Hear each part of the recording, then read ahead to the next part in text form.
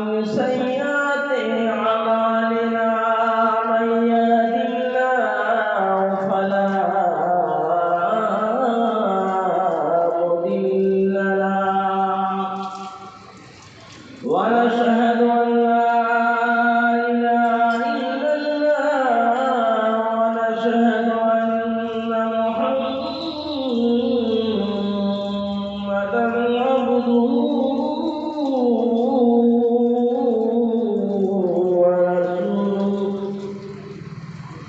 أما بعد فأعوذ بالله من الشيطان الرجيم بسم الله الرحمن الرحيم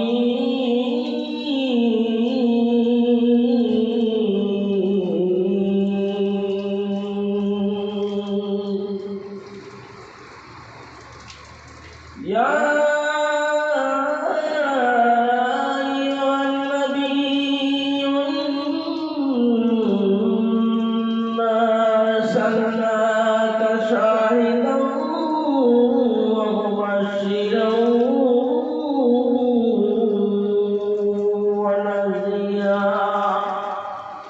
وداعيا إلى الله بإذنه وسراجا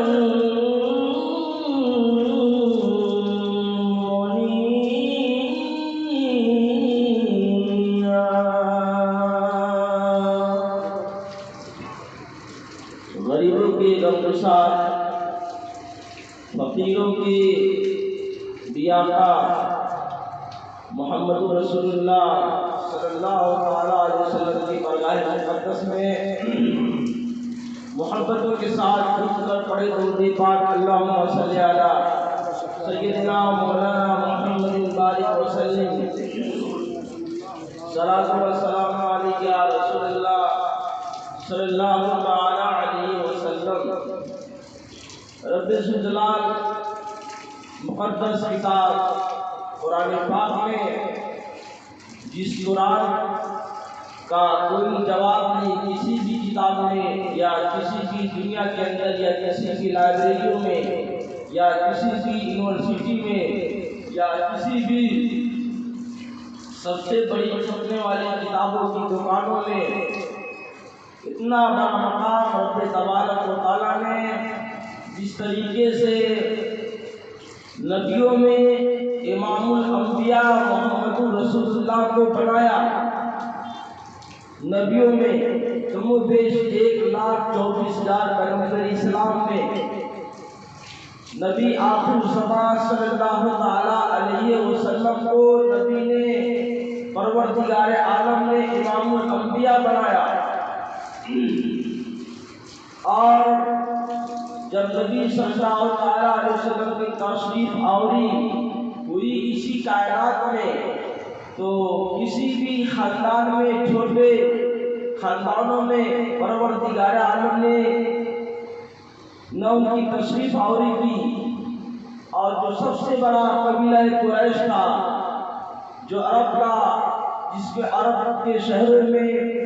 جس کا دبدبہ جس کی شہرت جس کی عزت جس کی عظمت تھی، ایسے خاندانوں میں رب تبارک و تعالیٰ نے محمد رسول اللہ کو بھیج دیا، اور آنے والا جس خاندان میں آیا وہ بھی بڑا، اور جس خاندان میں لایا گیا نبی کائنات صلی اللہ علیہ وسلم کو وہ خاندان اس شہر میں اس علاقہ میں سب سے بڑا۔ اور رب تبارک و تعالیٰ کی مہربانی تو دیکھو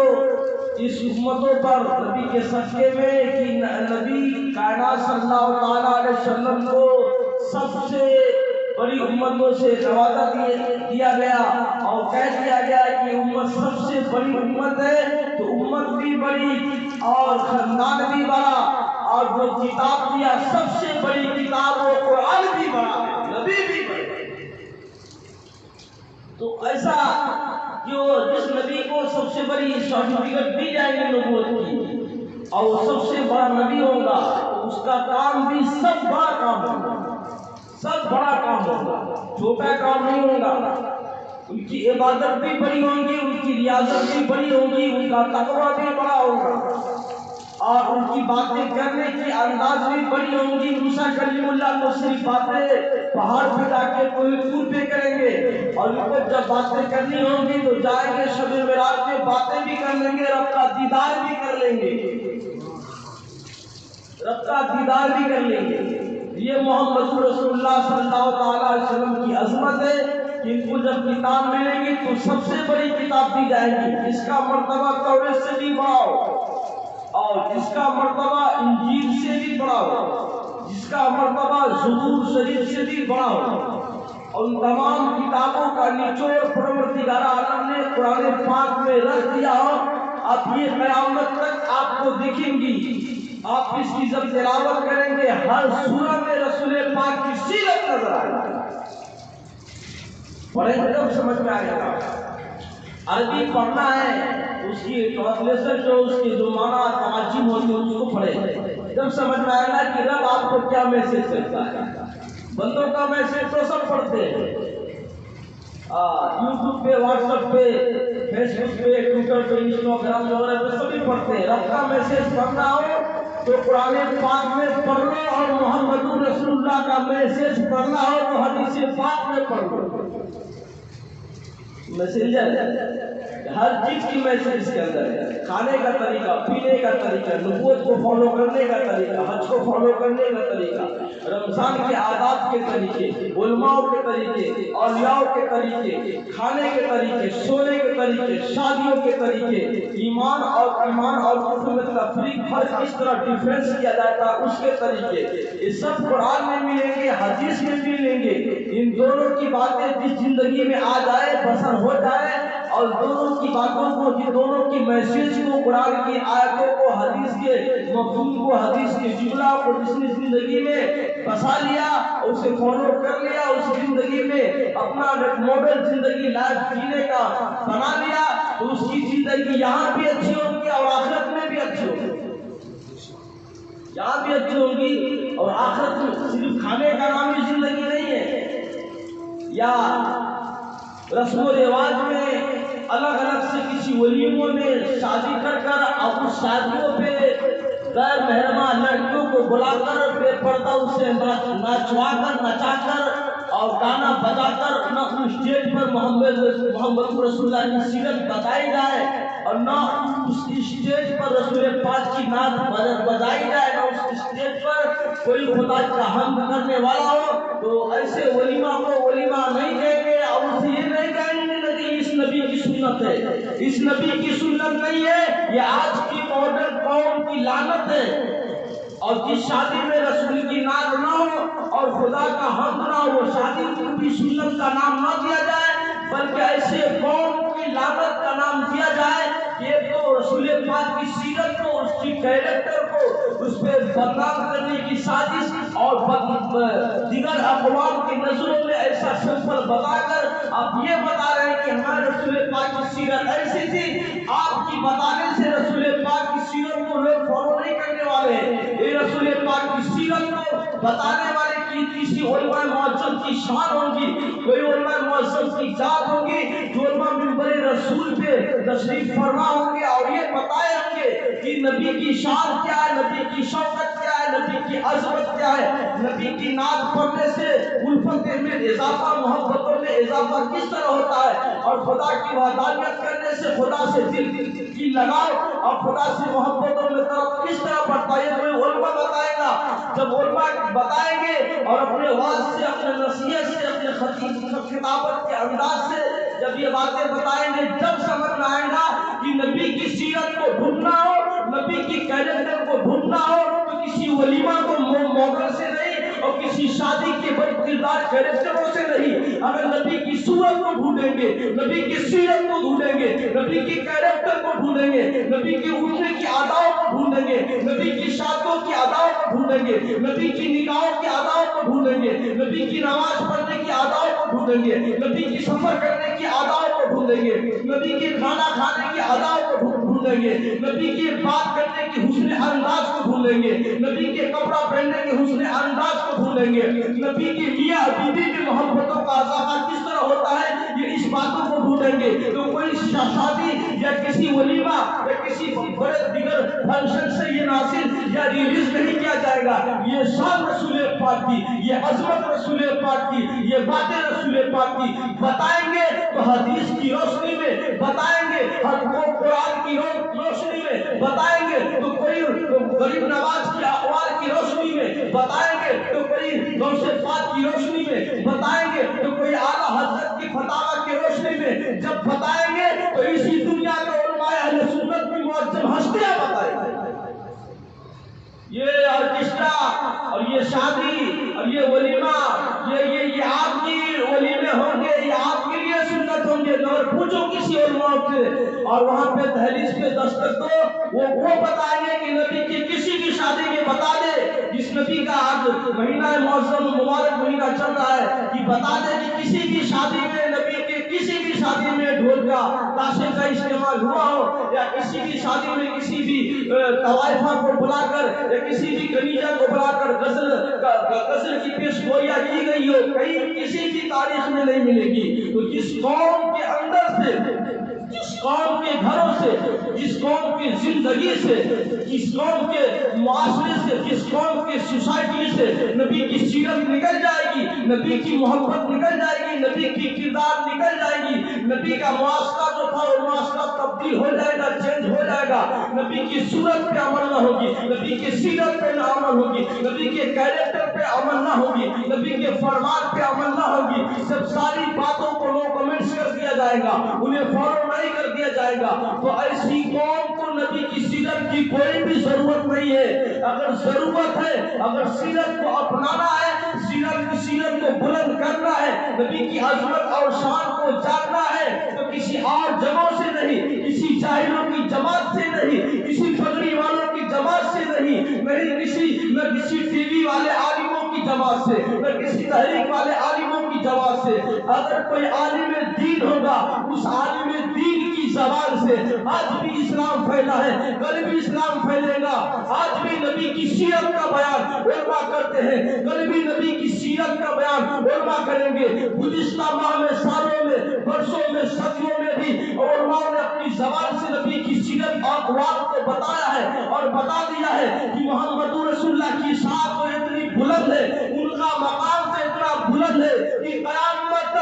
قیامت تک آنے والی نسل میں محمد رسول اللہ کے ڈنکے بچیں گے. سب علماء کا کام ہے. جو آپ بیٹھے ہیں آج، یہ سب علماء کی محنت ہے. جو آپ جلوس محمدی میں نبی کی محبتوں کا دعویٰ پیش کرتے ہیں، یہ علماء کی محبت ہے کہ یا تو کبھی کسی دور میں غریب نواز کی محنت ہے، یا کبھی کسی دور میں غوث پاک کی محنت ہے، یا کبھی کسی دور میں صادر پاک کی محنت ہے، یا کبھی کسی دور میں صادق شاہ حسینی کی محنت ہو، یا کبھی کسی دور میں وقت کا مجدد امام احمد خواجہ فاضل بریلوی کی محنت ہو، مشقت ہو. اور یہ عظمت بتاتے ہوئے، سیرت بتاتے ہوئے انہوں نے ساری زندگی کو اللہ کی راہ میں وقف کر دیا ہو اور دے دیا ہو اور کہہ دیا ہو کہ اے رسول اللہ صلی اللہ تعالیٰ علیہ وسلم کی ذات، میرا جینا بھی تیرے لیے، میرا مرنا بھی تیرے لیے.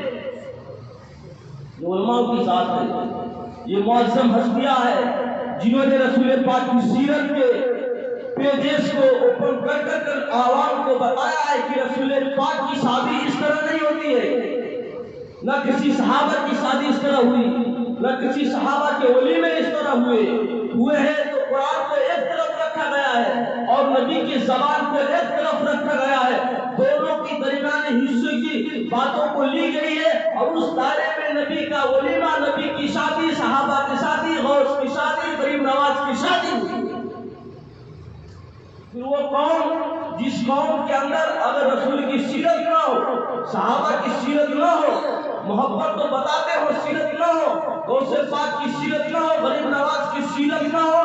دن بھر رات بھر سجدے کر تھک جائے اور اپنے تبارک و تعالیٰ کی برگاہ مقدس میں عبادت کرے اور کر دعا مانگے سامنے رب تبارک و تعالیٰ قوم کے حالات خراب ہو چکے ہیں، کہیں آزان پہ پروٹیسٹ ہو رہا ہے، رب میری دعائیں قبول کر لے، کہیں طلاقوں پہ پروٹیسٹ ہو رہا ہے، رب ہماری دعائیں قبول کر لے۔ بندہ نماز پڑھ کر دعا مانگے، اس کی زندگی میں لائف کے اندر نہ رسول کی سیرت، نہ غوث کی سیرت، نہ غریب نواز کی سیرت، نہ صحابہ کی زندگی کا ماڈل بنا ہو، ایسے کنڈیشن میں بندہ جب پھنس جائے اور آزان کا نزول آئے، کہیں آزان پہ پروٹیسٹ، طلاق پہ پروٹیسٹ، نماز پہ پروٹیسٹ ہونے لگے، ہر جگہ سے ان بندوں کو پریشان کیا جائے، ہر باتوں سے، ہر تہواروں سے، کبھی پہناوے سے، کبھی حجابوں سے، کبھی نقابوں سے، کبھی کتاب پڑھنے سے، کبھی نماز کسی بھی جگہ سے ادا کرنے سے پرتیبند اور پروٹیسٹ ہونے لگے، ایسے کنڈیشن میں جب بندہ ہاتھ اٹھا کر دعا مانگے گا، اس کی گناہیں اگر بچی ہوں گی، اس کی گناہوں کا خاتمہ نہیں ہوگا،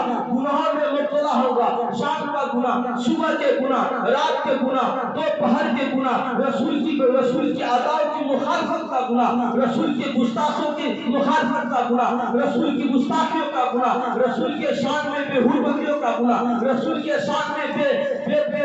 بکی باتوں کا گناہ، رسول کے شان میں بے اندازی باتوں کا گناہ، ساری باتیں، قرآن کی بے عملی کا گناہ، قرآن کی بے حرمتیوں کا گناہ، حدیث کی باتوں کو کہیں بتایا جائے اس کو ہلکے نظر میں دیکھنے کا گناہ، ساری گناہ جب اس کی نام اعمال کے پیکیج میں پیک ہو اور بندہ خدا یہ دعا مانگے رب سے کہ ہمیں بخش دیا، ہمیں آزاد دلا جائے، ہمیں نقاب کے پروٹیسٹ کو ہٹا دیا جائے، نماز کی پروٹیسٹ کو ہٹا دیا جائے، ہم پہ صبح شام جنوں کی برسات ہوتی ہے کرا دیا جائے، تو پوچھو نبی کائنات صلی اللہ تعالیٰ علیہ وسلم سے، نبی نے تو فرمایا ہے کہ قوم کے وقت میں، ایک قوم کے زمانے میں 3 شخص ایسے تھے جو پہاڑوں کے غار میں چھپ مبتلا ہو گئے تھے، پھنس گئے تھے، غار اوپر سے گرا، غار میں پہاڑوں میں چھپ گئے،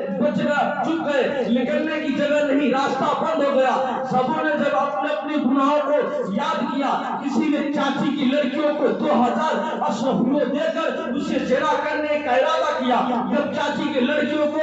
بلا کر گھر میں بلایا اور زنا گناہ کرنے کا ارادہ کیا، تو اس وقت اس بندے خدا کو یہ یاد آ گیا کہ ان اللہ کان علیکم رقیبا، کہ پروردگار عالم کی ذات وہ ہے جو رات کو بھی دیکھتا ہے، دن کو بھی دیکھتا ہے، شام کو بھی دیکھتا ہے، بند کوٹھریوں میں دیکھتا ہے، بند دروازوں میں دیکھتا ہے، کاج بنے کو یا سادہ ہو، سب کاجوں کے باہر بھی اندر بھی دیکھتا ہے۔ تو جس لڑکیوں کو میں نے بلایا ہے ملک ادا کرنے کے لیے، اس رب قدیر گواہ ہے، وحدہ لا شریک گواہ ہے، آج اس لڑکیوں کو میں آزاد کر دیتا ہوں۔ تو پروردگار عالم کے حبیب نے کہا کہ جب بندے خدا 3 شخصوں نے عذاب میں مبتلا ہوئے اور راستہ بند ہوا، تو سب نے اپنی گناہوں کو یاد کیا اور کہا میں نے اپنے چاچی کی لڑکیوں کو رب کو دیکھتے ہوئے اس باتوں پہ بس دیا اور چھوڑ دیا کہ کوئی میرے گناہ کو دیکھے نہ دیکھے، رب ذوالجلال دیکھ رہا ہے۔ اس بندے خدا نے یاد کیا کہ پروردگار عالم ہم نے اپنے چاچی کی لڑکیوں کے ساتھ منہ کالا کرنے کا ارادہ کیا، 2000 اشرفیہ دیا، جب آئی گھروں میں تو میں نے تیری وحدانیت کو دیکھا، تیری خوف کو اپنے دلوں میں بسایا اور تیرے ڈر سے تیری دہشت سے میں نے اس لڑکیوں کو آزاد کر دیا۔ پروردگار عالم یہ عطا مجھے اگر پسند آئی ہوگی تو بخش دے میری گناہوں کو، اور اس عوض میں، اس بدلے میں میرے لیے راستہ چھوڑ دے، راستہ نکال دے۔ پہاڑ کی گاڑیں تھوڑی سی سڑک گئی، جب بندہ اپنا گناہ یاد کرتا ہے نا، مصیبتوں میں ہو نا، پریشانیوں میں ہو، تو بندہ اپنی گناہ یاد کرے اور اپنے ہر گناہ کو، ہر صبح شام کی گناہ کو، ہر 2000 گناہ کی یاد کو، 2008 کی گناہ کو یاد کرے، 2009 کی گناہ کو یاد کرو، 1995 کی گناہ کو یاد کرو، 1997 کی گناہ کو یاد کرے۔ جب بندہ گناہ کو یاد کرے اور اپنے تبارک و تعالیٰ کی بارگاہ مقدس میں فریاد کرے، تو وہ بندے خدا جب فریاد کرے تو رب اس کی گناہوں کو معاف کرے اور رب اس کی دعا کو قبول کرے۔ تو نبی فرماتے ہیں کہ اس کے لیے تھوڑے سے غار کا پتھر سڑک گیا، تھوڑا سا راستہ بن گیا، تھوڑے سے راستے میں تبدیلی آئی، راستہ بن گیا۔ پروردگار عالم کے حبیب نے فرمایا، یہ لطاف اشرفی کے اندر محبوب پاک کی جو کتاب لکھی گئی ہے اسی کتاب کے حوالے سے پیش کرتا ہوں۔ پروردگار عالم کے حبیب نے فرمایا کہ کچھ بندے ایسے بھی تھے جنہوں نے رات کو لکڑیاں کاٹ کر لا کر اور ایسی محنتوں کو شخصیت کی وجہ سے رات کو کھانا بنا کر باپ کی فرمان برداری کر مگر کچھ وقت ایسا آیا کہ باپ کی محنتوں میں محبتوں میں کمی آئی تو پروردگار عالم کی برگاہ مقدس میں التجا کیا، پروردگار عالم یہ ادا اگر پسند آئی ہوگی، میں نے باپ سے محبت کیا، فرما برداری کا ثبوت ادا پیش کیا، تو یہ ادا کی عوض میں بدلے میں پہاڑ کی غار کو سرکا دے۔ تو نبی فرماتے ہیں اس کی غار کے راستے سڑک گئے۔ تیسرے نے بھی دعا کیا، وہ رب تبارک و تعالی نے بھی اس کی پہاڑ کی بدولت سے اس کی پہاڑ کی غار کو سرکا دیا، تینوں کے راستے ہموار ہو گئے، بن گئے۔ تو جب بندہ گناہ کیا ہو اور چھپ کر یا راتوں کو یا دھوپوں میں پانیوں میں دعا مانگ کر تھک جائے، اس کی دعا کیوں کر قبول ہوگی؟ پوچھو موسیٰ کلیم اللہ سے، جب بارش کا سامنا نہیں ہے، بارش نہیں ہے، بارش سے صدر سوکھے ہیں، حجر سوکھے ہیں، خاص پیداوار نہیں ہے، جانوروں کی پریشانیاں، انسانوں کی پریشانیاں ہو گئی، بارش ہونے کا نام و نشان نہیں۔ موسیٰ کلیم اللہ نے ایک میدان میں تمام انسانوں کو، تمام قوم کو اکٹھا کیا اور کہا کہ رب تبارک و تعالیٰ سے دعا مانگو، تو پروردگار عالم سے دعا مانگو تو رب تبارک و تعالیٰ بارش کا نزول کرے گا، بارش کو عطا فرمائے گا۔ تو رب تبارک و تعالیٰ نے ارشاد فرمایا اپنے اپنے گناہوں سے توبہ کرو۔ اسی قوم کے اندر، اسی جماعت میں، اسی مجلس میں ایک ایسا گناہگار ہے جس کی گناہ بے حد بے شمار ہو چکی ہے، مگر یہ گناہگار اپنی گناہوں سے توبہ کر لے گا تو رب تبارک و تعالیٰ نے ارشاد فرمایا کہ اس کی گناہوں کی توبہ کی وجہ سے ہم پانی برسا دیں گے۔ بندوں نے اپنی گناہوں کو توبہ کرنا شروع کر دیا، رب تبارک و تعالیٰ کی بارگاہ مقدس میں دعا کے لیے ہاتھ اٹھایا، سب اپنے گزشتہ ماضی کے پیچھے مہینوں کے پچھلے سال کے گناہوں